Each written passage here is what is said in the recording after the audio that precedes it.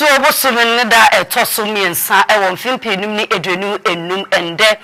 yawada na ayema ahwefo nyina adwo emwakwaba de moba yenu nsia kase so ewo Nsroma Kaseɛbɔ ewo Cyrus TV eso ensem ne dos papa yie na ensemfo abomoden asone ensem no eso ne esafata se hu ote eno enenuanom yesinkunja yeba bekin kan ensem no ede amaw ne san yo nti yede na se ni nyina no ebema Apam Global Church asafo no se abreni na no wono eso yemu ema yemu yedru ma yetumi kinkan kase no ede emaw ende ye wada empire bokese koso ewo fidwe mu ha wentumi amba eye kwesia da ebe ye nkenya nsom eye first service and second service first service na sha 7 ede akwakopem 9 na second service na sha 9:30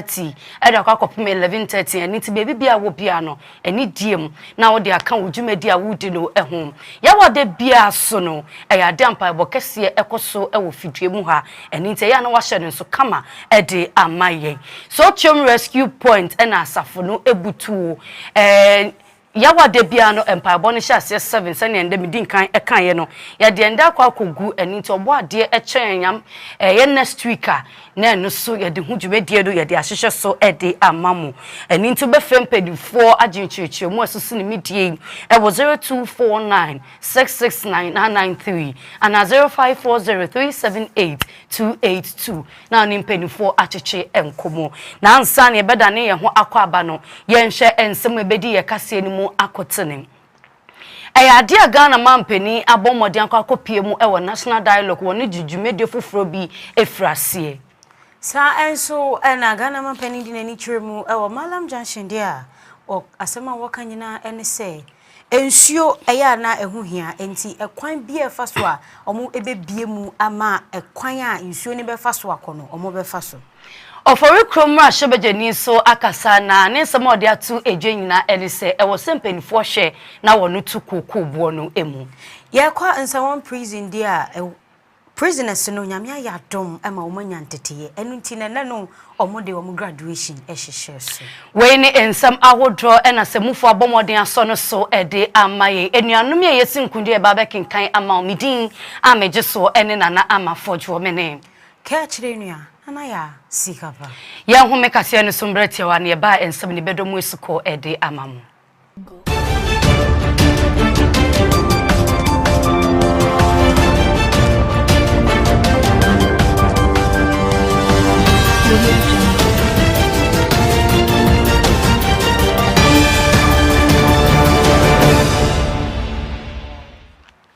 Asida Kaseɛ enkoma wo se oje penie ma yetwa ye ho sima afi ye bo wura Kaseɛ ni mu ankasa ya boyra ya Kaseɛ nu emu Ghana mampeni His Excellency Owura John Dramani Mahama ena wabomodi akwakopie mu ewo national dialogue jumedia and national economic dialogue jumedia ekoso na endrada ena jumedia ni wode hyehyɛ so ni na ye jumedia fofora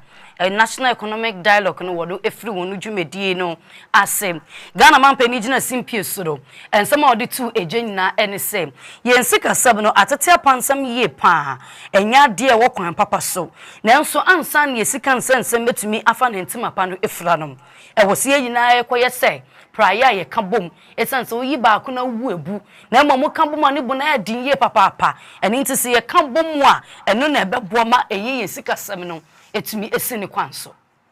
Great honor and a deep sense of responsibility that I welcome you to this national economic dialogue.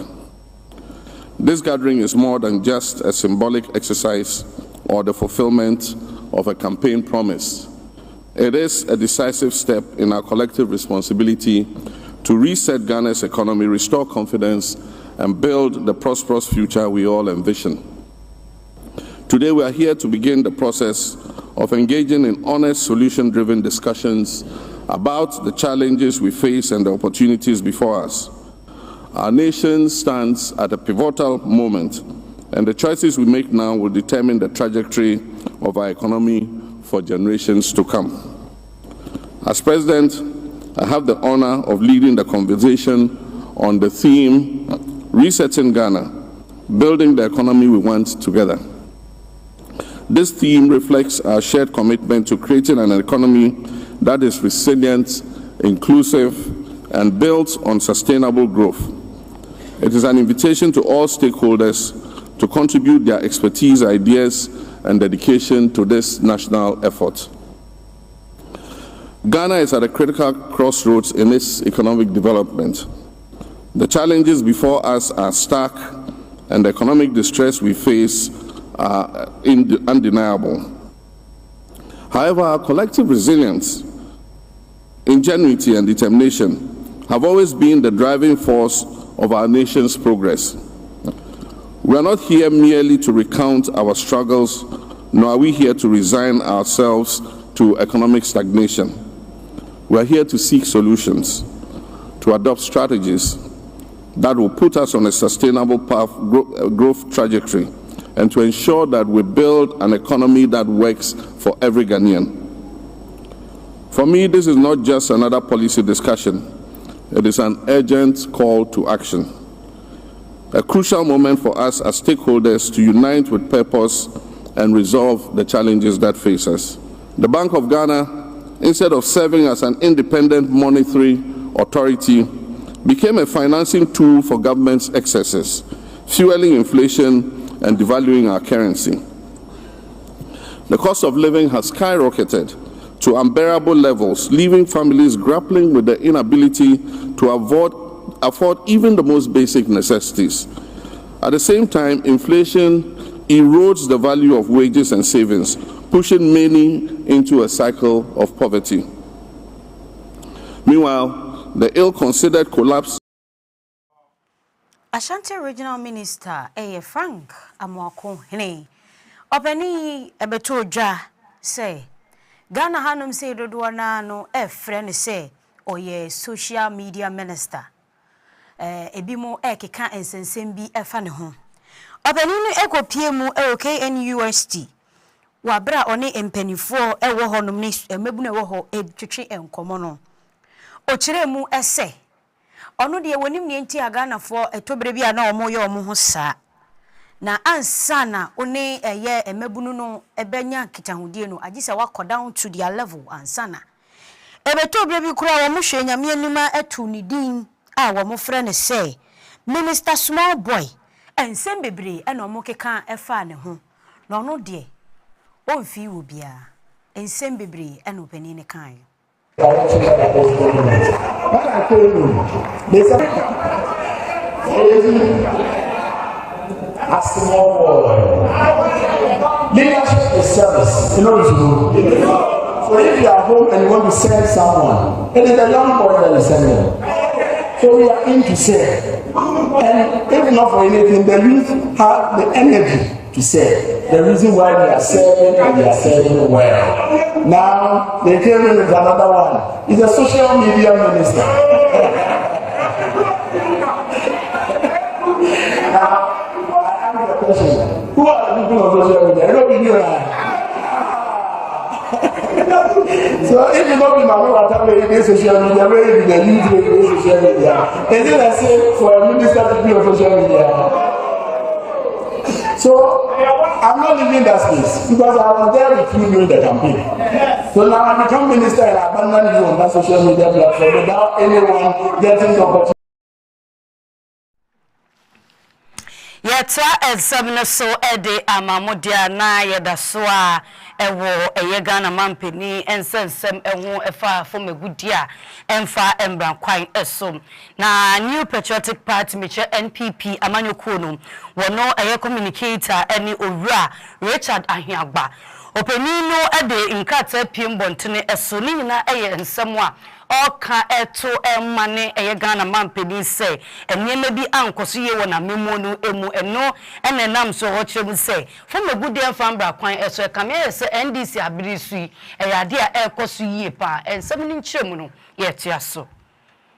Afwa ono ehye ingitahudie ensem eso edema MPP amanyokuo no eni owura Richard Ahiagba MPP amanyokuo no abomoden afrensem twofo ehyiemu eno enenam so ama owura Richard Ahiagba ono ejina enim ekasaya ode nsem bitu ejase wobra na MPP amanyokuo no wono ewo abemu no na yade a fomigudie no ekoso yie pa na mmom ontumi emfitiri neni enka se afi a NDC amanyuko do aba no eno ene na nsomafo magudie no aba ne kese na kyerese oyesa na se wobere nyame na eno no rare chadahiaba kyerɛ mu se wobere MPP amanyuko no dane abenje kunja no de ma NDC amanyuko no kame yese fo magudie mfambra kwan eso ayato ne dingalamse no kwa na ekoso na ekoso wo ne duduwo mu eninti eyade bi e ma ne hudwiri ne yie pa esense be na nsin akeke na efo magudie mfambra kwan so no enkofo hyenkutu na se na wo tude se nsuru na obo ade nsase a ode emaye na enu no o kyerɛ mu se oka kyerɛ eye timemufo se woto abanoma ne ba eyade obebomodin etufo magudie no ase nanso no sania ekoi kame yese okono wonu entumi nso eye fa ewo mu kra na enu no o kyerɛ mu se NPP abreso no na nsuo no eni etikakra nanso na nsentamu no eyade eni no asayi pa na no ena Owura Chadahiaba kyerɛ mu se Ghana Manpanis Excellency Owura John Dramani Mahama Kaseɛbɔ magudodo betu ase no ɔka ne keke nya do betumi etu ase openi no to aso ɔkyerɛ mu se wɔbra wɔn mo ɛkwakoto aba no 2020 NDC amanyoko no yesa eninti ena wɔkɔyɛ dom kuma ɛwɔ mmarahyɛbadwa fiat memufo to aba no editiawo eninti no galamse no kono akwakoyɛ kupa a enhu pa eninti Ghana Manpanis His Excellency Owura John Mani Mahama emfane 9 insi4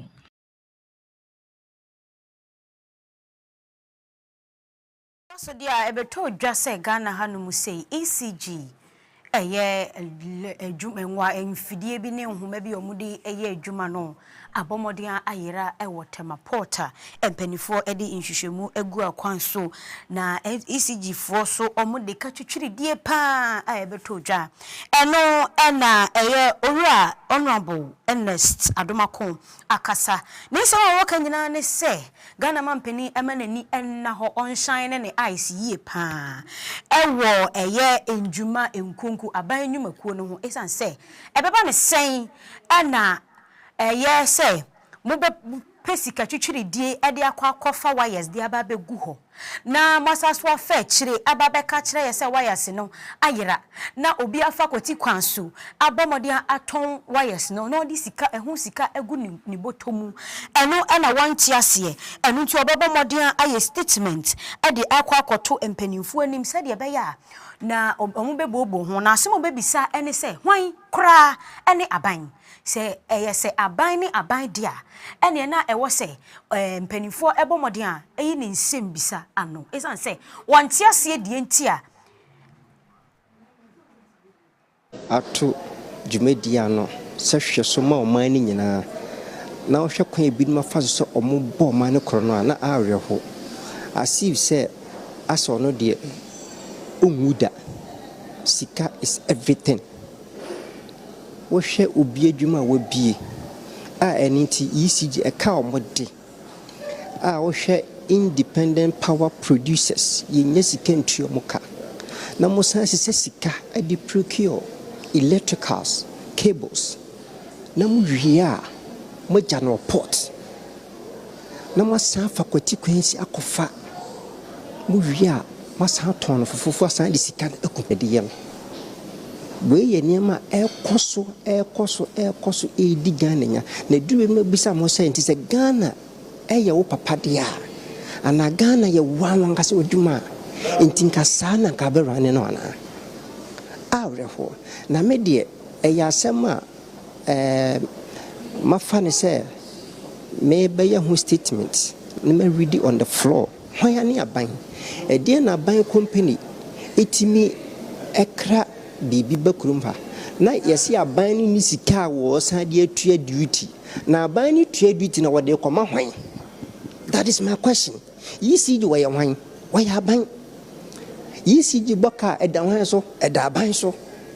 enti sika na aban na eje no oje ECG ntia ya ntimi antua cables na car port ho no na sen sika de koma hwan sisi ya wia sa cables no eye hwan enya aban na aboka ene Ghana fo na aboka we ya dia koso wo institutions ni nyina mu na koko bodu kamati se bi koso ebi ne chemicals a omokra edi gu koko so no chemicals ntimba bedru port yesi koko bodu aboka Ofori kromra shebejeni eni ora Michael eye ado na openi no abomodin edinsem atu eja na ne nsem a odi tu eja nyina ene se ye hye kokoo ebo no a ade a ne bo no ensum bokra enti osre NDC amanyoko no titiru ne Ghana mampeni se onye bribi emfamfa kokoo bo no ehun so obetum ama na kosoro na wo ye kokoo hu djuma no wono etumi enya emfaso de. When he say a yadia or mampenny lay excuse foundation, Edia to Ghana for him to buy time or the tomre send ya Ghana for make us or mampenya then out to cocoa boom. I didn't know when you're crying because your mampenny or baby your mampenny that and your maya nano and yadia for from mano. Bosh and ya ya now muntimia yaman trauma manifesto or money quattro manifesto and dear campaign and your minister for Greek Asamba chamber of the house. I'm on to the Numutuo. Say Obama 70% of the world market price. Into the Okaya na Equiafone train. And then Equiafone Omunimde. Equiania Wanko school, Canibaku school. Uko Facebook, Omoma go Facebook, I be almost church on some. Omo at Nasan Colani calculation. Into Yamina Mecca. Equiafone say a born, Omo who said born in Siciano. A boy, ya papa, honorable Ricopoku Becayano. Or say, I will say 70% of the world market price. 70% of the world market price in a trans for about 10,400 cedis a bag. If the annual be a baby, so on 2 miles crowd 7,000 there. If you are for training. Into the honor Bosch or sharing their studies. And yes, I my any politicians no. Nipa enya GDA ewuyemu. They be a best a padiana or the yenya wienswa. Kayasa no mano say abuano.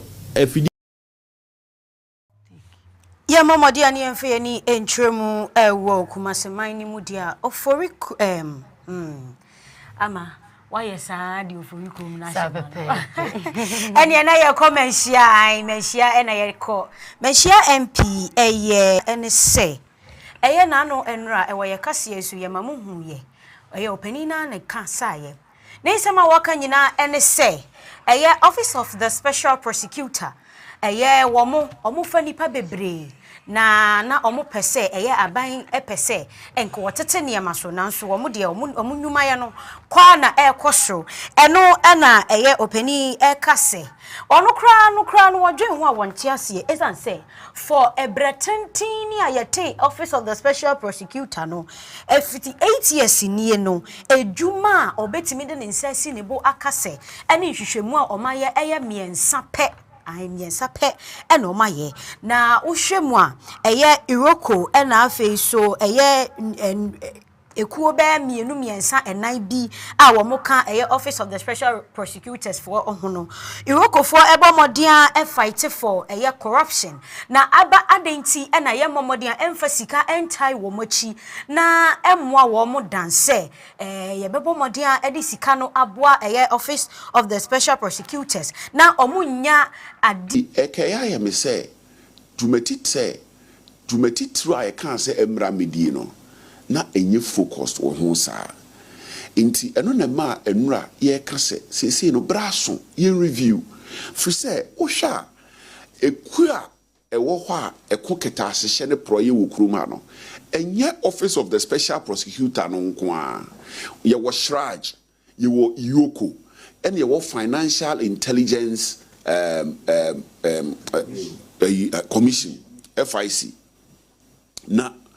omu nyina akoketa asehye na wo hwe obi te se shraja wo hwe dwumadi omadi wo krom ha efie bebre ni na omama ye results pa itsenka omo saa no nanka ye de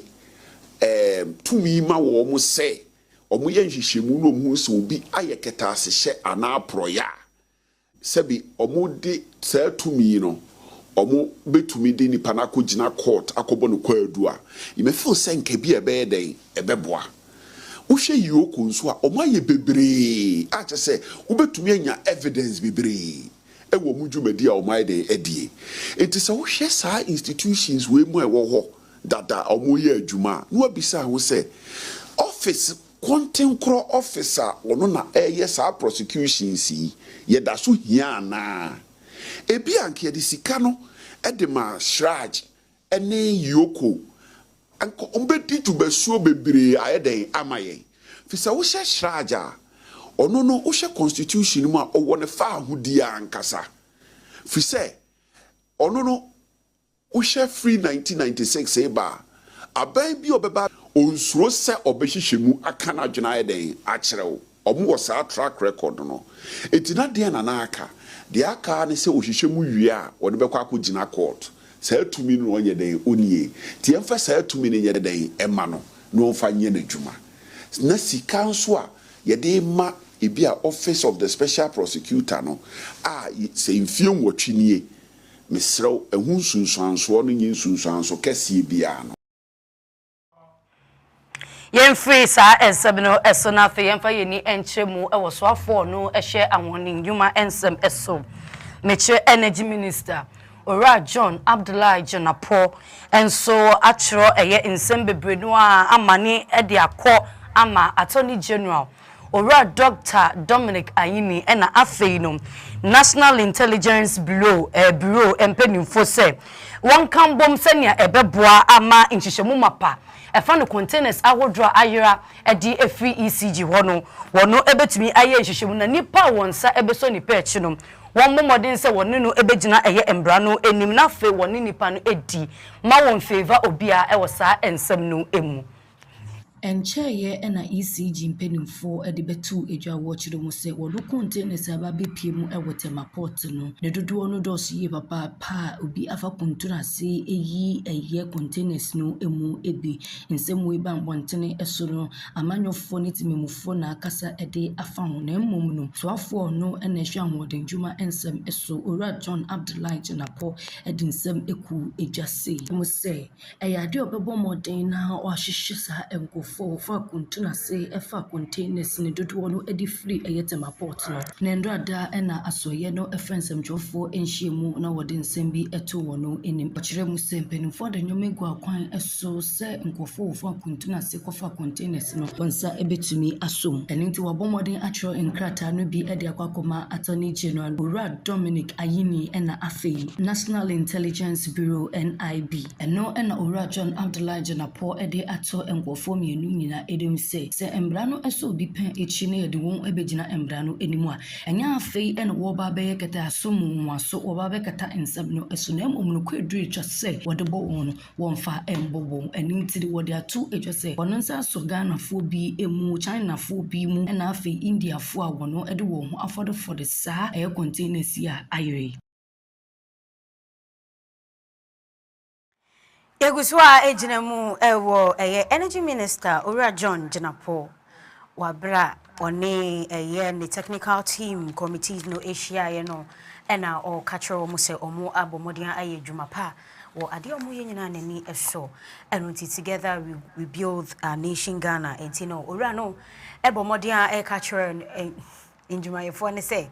ade na omo eye no edwuma omo ye no nani eje ho pa enu ti omo bi omo kwan ede ama eye oni obia eye private sector bia opese oni omo ebom edi dwuma no akwan no ebie ato honom detailed work, and I have no doubt about the work you've done. Indeed, when we're putting up the committee, we're trying to put the best foot forward. And with the caliber of people we have on the committee, I'm not surprised that you've undertaken such a diligent, extensive, and all-encompassing work. What the committee is done is to consult. Ultimately, what we seek to do is to ensure that we have reliable, affordable, and dependable supply of electricity. This exercise is not the end of the road. In fact, this is the beginning. Because we thought that before we undertake or pursue this step,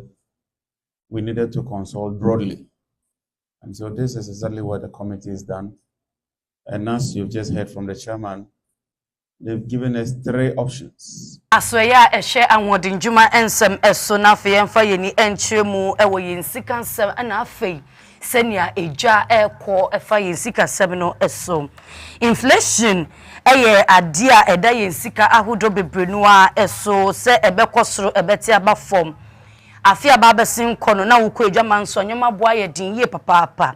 nanso nhihye kire mu se eye adia Ghana yensika nsansebino akosoro paa ye afimu na no na mpanifo ye wo nhihye mu no wode atu eja se February bosome no na eye eniema ye to ewu edwaman so no ejina ohanchichemu no edrenu miensa eni echiripo baako March bosumi a babasin ekodo ena ehwan so begina ohanchichemu edrenu mienu eni echiripo enan na eno na mpenifo echiremu a enduane mechefu stars awodo ye toto ewo eye edwaman so no dwane na ejane ekosoro na efri eye ohanchichemu no edrenu enwoche edi kopim echiripo baako ewo February bosumi no emu ena March bosumi no esanso ehyan eba fom ebegina ohanchichemu no edwenu ensia eni echiripo enum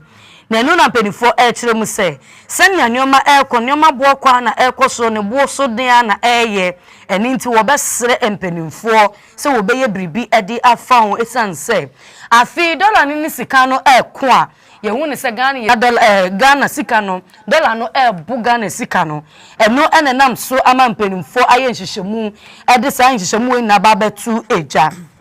wo chiremu a ukopiemu wo Apam West Regional nyoma akosuru ye pa akogina ohanchichemu no eduasa ensia eni echiripo mienu ena Volta region so nyema abafom ababegina ohanchichemu edu enwoche eni echiripo enkrom na chese nyeni na no ena ejina faako na ese bi kosoro no na ebi ebafom eno ena mpenimfo bo modi ye nhyehyemu no wono ede ababetu eja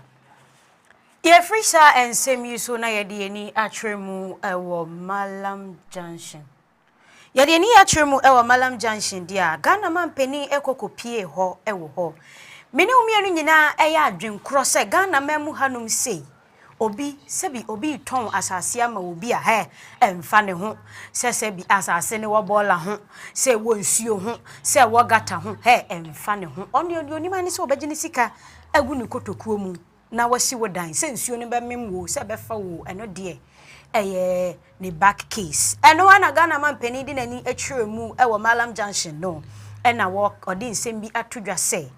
o hwese de Ghana hanum se yankasa ne ye cause damages sometimes ebi wono ma nsuo timito na nsuo ni baby a blocky. These are streams that existed long before our grandfathers were born. There are streams that flow from the Apam mountains and find their way to the sea. Then we decided to come and build our capital city across the streams. So even if you build your capital city, you must allow the streams to flow through. People have built and blocked it. If you build and block a stream, the water will still come. But when it comes and it can't pass, what will it do? It will flood its banks. That's all that is happening in this city. And that's why we're asking the regional minister and the district chief executives to take a very tough stand on people whose properties are blocking waterways, because they're creating distraction for other people's properties and even loss of lives. Sometimes when it floods heavily, we lose human lives. And so it's not because we don't have a sympathy for people like that, but we must enforce the bylaws. And the point is, Yemfree eye enkampompuni mantam ha na fe yemfa yeni enchemu ewo seshi duaboso na mrashebedwani ono no ewo ho a ono asanso eye so afo shapomudi ensem eso eye owura kwabna minta akando openi no ani ni mpeso afo atwetwe enkomo ensem a ode atu wonu enim se eye ade a ototo nioma na fe no waba business training college ewo ho se ne ebebo ma embebu no a wo duaboso no wonso obetumi akwaje entitiye ewo ho ano etire no enopeni no etire mu se hospital anayaresa bie wo duaboso no ne obeye ne se wo bepe eye a doctors for asabi wo wonim de ede aba eye ayaresa bia no emu se ne obebo no wono ama ayaresa pa ewo eye duaboso empotemu health center chip compounds na ɛwɔ information ɛtumi ne saa health center na yɛ sɛ mɛka sɛ nnɛ iwɔ kyena deɛ ɛtumu ana ɛkokɔ yɛ ade sɛ kae but gyidie sɛ ɛmu akyiri mu koraa network of practice no yɛyɛ ne sɛ pharmacy shops ɛne chips compounds ɛne health facilities nyinaa no yɛ connected together sɛdeɛ ɛbɛyɛ a biribi a chips compound no ntumi nya chips compound no ɛbɛ recommend ɛde akɔ and number refer health facility. Nti saa yebenya nursing training college ɛwɔ ha. De mom dabo so ka dabo so a enye kuro ba kopɛ. Nkuro ni dɔɔso. Ba bi yɛde bɛkɔ pɔtɛ ne deɛ enye na nanom ne ko ne sɛ bɛdwen ho ba bi yɛde bɛkɔ. Ne twa to okɔ asan so a yɛwɔ hospital bi wɔ hɔ a yɛde fidie abɛgum sɛ nyiso fidie no. Nti me call ministry no ɔtu wanamo and my name is best one for my training perform the use of something. I was a Sabian. Now, before I was about to be a human, and it's a bit one about Yanyina science, semi so na in try Husima. Yaba tosso.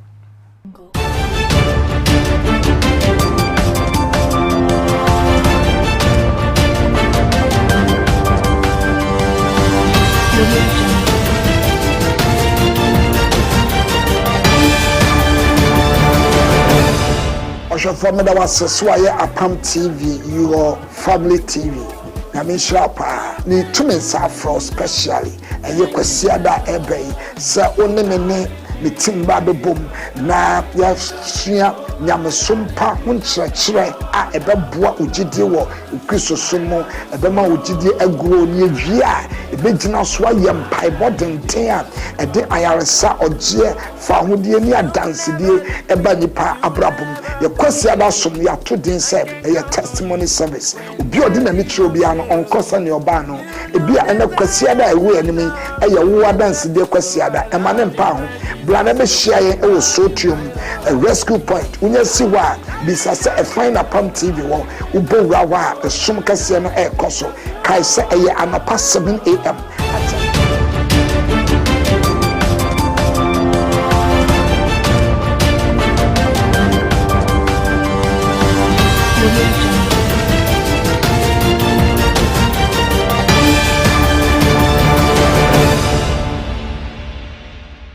so kai homa ye home kase no so ye chansam no so ede amamo na kwa wa bomodian akasa ni sema woka enyina ne se eye sempuntudwuma eba wukuro mu a eye na mom ade a enye ene se gebetu efom agudie na se ye nsuruwa eno de ya na ehwa entwa yie kura na ekasa ye wa bra one mpanifo ehia ye na asema woka nyina ne se obebo modian ahwe se galamse na asie ebetu na mom so mo beye galamse ne kura na etwa asase mantamma wa ba bi ketuwa bi a omode mfidie ne anema hyehya wo no mo behu se aha ane wose ye di dwuma no na ombehwe na omaye ne saa nya se betwa asase mantam de ama yantam e de ama na ode asei ensase no ene nsuo no eba ne saa entwa yi dwuma ye job creation and service me horses here no because of mines nti obia ko school we pe na adwen da mines so I think say under my leadership no I'll make sure say I will create alternative livelihood and that's alternative jobs for the youth. And you might be brave betting here. Ghana agriculture and a driving economy. Until you want to share the brave assassin war with investors. Yamiadom, South or Latin American continent, may represent you more in Ghana or Africa as their president and CEO. We promote or more trade and investment. Until me war links be brave. I met me day in Kofuaba. Abehwe de wo me man mu na motimi biebie adwuma mu bia nso ayede enya bia ye large scale mining wa omo ye ne responsibly which is good aden na ye mfa sa system no emfa nko ye small scale industry nim because yes omo produce asase osa at least yetimi asase ne yese ni nyina issue ni nyina ne se ukone ma concession na they are not able to tell you the total ounces are asase nim. What I say ya dia ye was studies and a report bi o minerals commission say obi ultra concession ama obi a omo studies wo ho enya report wo ho nyina dada nti e twa 25 acre land ama wa yenim se aha kakra umane a sika sei na abenya the aban no all involve expertise like mining engineers wom if you say yenya back together they will be able to tell us what we can do better to manage the Galamsey situation. And I make can say, and yet, ma gugu sa, and then him would charge bobo tree, and ya con consema be and let us all your henny. Nana ediminikwa. Na misha wa wasamanu. Akroye. Mpuntu. Umansia. Na mimpe na Galamsey. Membe say asase. Memma kwan don say asase. Eni die eye papa. Yanko Ghana Medical Association wono atena ye na empenifo de nkrat APF wona kacha bambontene. En some empenifo eken na ene se wobra na MPP amanyoko no wono ewa abenju ekunja no eso no. Wanu won esan eye enkrata eye MOU Memorandum of Understanding NT eye ntiase apam krata no wosinsan ye no ni nyina no kowie se wo shan ananeme bi obekra edi efi obi manso aba oman Ghana emu no eto no eye ade a obeyi edi efiri so nanso no eno no nam so ema Ghana Medical Association wono bo modene ejuri e champan de frikosi bro no kro mu bo oman emu wakwa yirin wo kire mu se woje eto na eno na mpanifo se wote ase enye yi eni nti wode adesede akọ ede amasofo no no sharp mudin ensem eso owura kwabna minta akando se enimanim ya wo pese wonu esi nkunwa wo saa ensem no ehun Ghana Medical Association one penny for the nkrata APM bontene edo na wochire mu a nipa ne nsahyetam nkrata no ase ene Dr. Frank Nsroma da waiting team e won nkrata no duni nyina ene day 2024 wo March bosom no emu ena aban a wa ba besen ekọ wone Ghana Medical Association ma wode wonsa esenhye nkrata awodro no ase day wo kra ehyen ede free obi manso aba oman Ghana emu a tax na eto awodro no obobo modern ama wono eyi edi efiri ho edi ama won wo ye adwuma e wo medicals no enko ansa na ebeboa ama wo adwuma na wo ye no etumi etumpon nanso wo kire mu a nipa dodo no a na wo bo modern de wo bekra ehyen edi efiri amonone edi aba na eno anopani no oli kire mu de enam se wode won sa hyehye saa ntiase apam krata no ase no won hyen a awodro aba besi airport no nam sempenifu wonte wo hu nsembie ntini wontumi nkoyi eye ehyen no edifri eye port ho enu no pani no ekire mu de kwakofa wo hyen no ewo port ho a ada eto no woda so ewo ho esanse impenifu yi eto no emfemfiri so ono eno pani no nam do a okire mu de wono na den na ambe osanso kire mu de wode tu edweso wo betumi akra ehyen aba oman no emu nanso no besi nde no wogusu a wotia saa eto no na no wo kire mu de wo hwe de NDC aban a wono aba no bobo modern no wode ndama ebu akwanso se ne beboa ama wo hyen no wobetumi akwakoyi wo bra wontia eto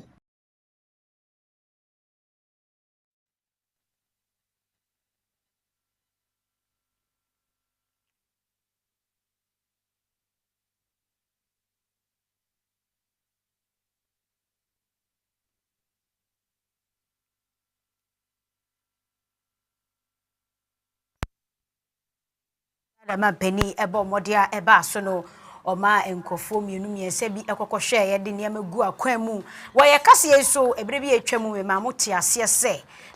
openi eye Kwame Agbozi ebo modia agboja openi Kwame Agboja ebo modia ene eye entumamufo e wo honom ekokasae e ma mu kire mu se mfutro ku a na eku omo etobre bi kura woni omfama eno ena penifo ebo modi asisi ano omo asore waka omo ayo madwen say within 3 days omo bebo modi a ede niema ene nhyehyeye resident commuters who use that corridor that help is on its way. I expect Maripoma to effective immediately start remobilizing to site, and within 3 days we should see action towards completing that project. So the dust and all the unsafe conditions will be addressed shortly. So remobilizing to site with what commitment? You were owing him? To complete. There has been very fruitful discussions over the weekend, and he's determined to complete. How much is the ministry owing him? In excess of $45 million. And by the time he gets to site, some substantial amount of money. We are working on that. It was part of the discussion. We know our commitment. He knows his commitment. Okay.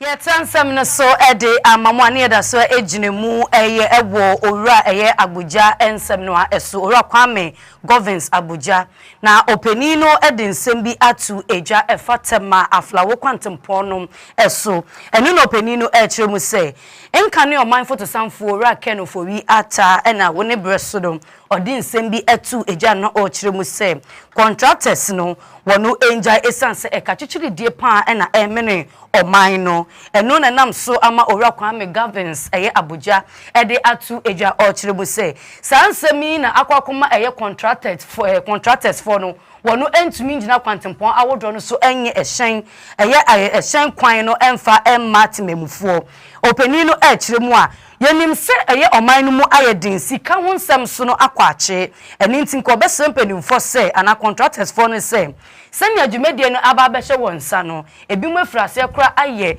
eni ntinu wonsom no wonye emfema won na wobebu modin echie se sika no ede ama won. It is about the debt restructuring. That infamous letter by Ken Ofori-Atta that we are not going to pay our debt, contractors should stop work, is actually the genesis of